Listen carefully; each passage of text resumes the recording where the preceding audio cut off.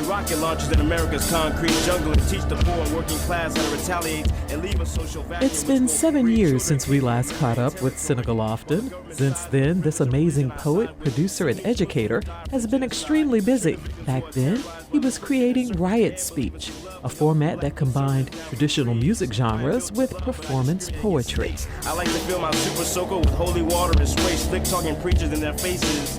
Just 2 years after that, Lofton's poems, Guerrilla Ignition and Love's Outlaw, were showcased in the documentary Supersize Me Too. He's now recorded more than 100 CDs of poetry and authored a dozen books. But our latest work, and I say our because I co-wrote it with a friend of mine, Donna McGee, came out in July, and it's called American Reverie. It's kind of it's a small collection of poetry, and we did it in a call and response kind of fashion. And I could read something from that.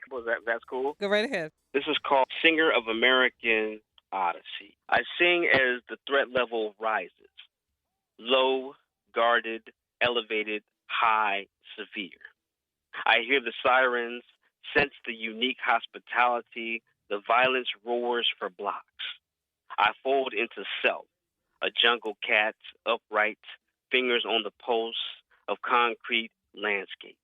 This award-winning poet isn't slowing down. In addition to all of his other endeavors, he's excited about his latest venture, a podcast. It's Dr. Synnika's topical poem of the week. It's like I'm a poet and everything. At the same time, I love like news and everything because my writing is all topical anyway. It comes straight out of the news, out of the headlines. One example came from the controversy surrounding the Confederate monuments and what to do with them. It's simply called American Mirror. I tried to personify if America was a woman and she looked at a mirror, what would she say? Unpack the history, mythology, and divisive teaching, and allow America to stand in front of the mirror. Allow her to locate her pains and beautiful scars. Some things need explaining. Some bruises need the proper attention. She smiles at her blues, her stories as she stands in her scorn, history, and struggle for all the people to stop, point, and stare. She eats racism, oppression, broken treaties, and gender discrimination.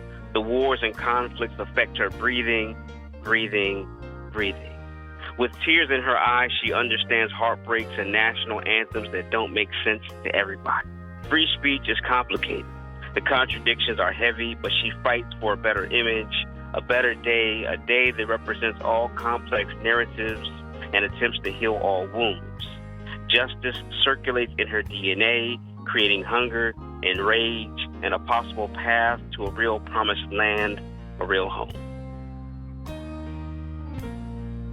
Lofton says the podcast is quick and to the point. No need to drag things out. I got it at 5 minutes now. It's basically some quick commentary on what I think the issue is, how I assess what the topic is, the issue is. And then I go into a quick poem. So it's really just me. Welcome to another edition of Dr. Synnika's Topical Poem of the Week. I am poet, educator, and recording artist Synnika Lofton. Let me tell you something. I am sick and tired of talking about police brutality, but once again, I find myself sharpening words in order to dive into this subject. Now let's talk about Micaiah. You can find Synnika's podcast at his website, imgorilla.com. We just can't wait to see what he does next. For Another View, I'm Lisa Godley.